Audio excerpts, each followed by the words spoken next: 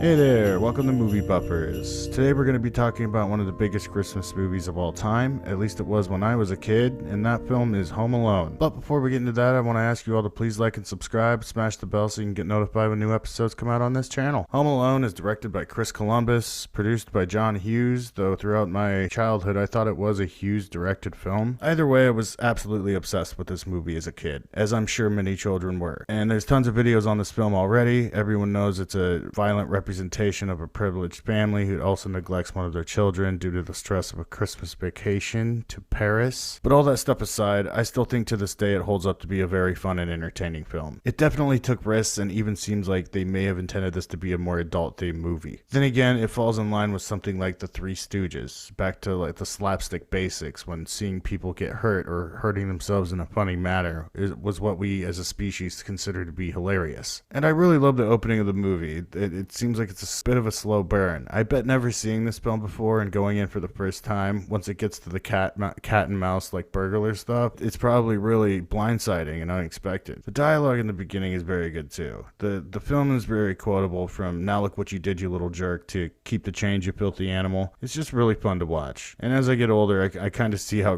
crazy it is. And maybe this film shouldn't be for kids. It attracts children's attention, yet it teaches some pretty bizarre themes, like stand your ground and how to set up traps and watch people really hurt themselves. Though I thought up shit was funny when I was a kid. Probably because all the films coming out at the time were like potty humor slapstick comedies. But I loved it, and I feel like this film shaped a lot of the sense of humor that I still have, and the love for films that are over the top and don't take life so seriously. I go back to that uplifted, comfy place every Christmas when this film comes on. Macaulay Culkin was just really good in this, though it's fairly obvious that he was being fed his lines off camera. It seems a little awkward at times, but his acting in some crucial scenes were pretty good. I don't know, you know, all kid actors were really bad in the early 90s. And I've got to give mad props to Daniel Stern and Joe Pesci for carrying their roles through a PG-rated film and not having to rely on cursing while trying to murder this kid. I read once too, and I don't know if it's true or not, that Joe Pesci did curse through his lines and that they had to dub it over later, but I think he did just say fridge instead of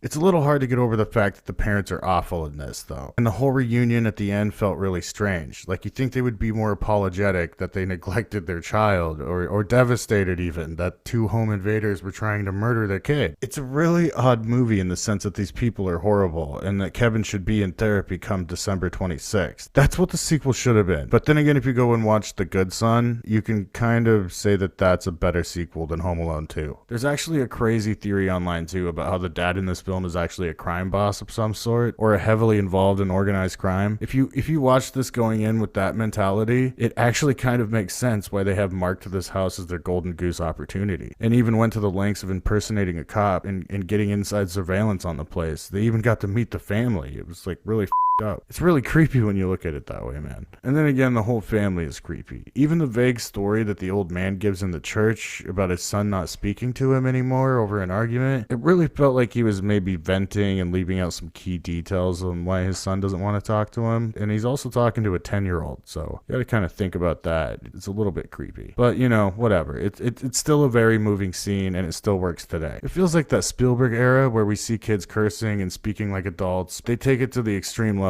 in this one. Guys, in the end, I really love this film for many reasons. I probably do have the nostalgia goggles on with this one too, and I do see a lot of problems with it the older I get in my older age of film criticizing. I'm giving Home Alone a B for good holiday fun. Alright, and that's it. That's the show. I'd like to thank you all the new subscribers. I would like to ask you all to please like the videos more and comment more. It's Christmas. Let's make some magic happen. Let's get to at least over 1,000 before the new year. And it's just fun to do. It's fun to watch these movies and actually do something with the time I wasted watching them. And thanks for watching, everybody. Happy holidays. Merry Christmas. That's the show. I'd like to ask you all to please like and subscribe, smash the bell so you can get notified when new episodes come out on this channel. And I'm going to try to squeeze out a couple more Christmas episodes before the end of the year. Thanks for watching. See you next time.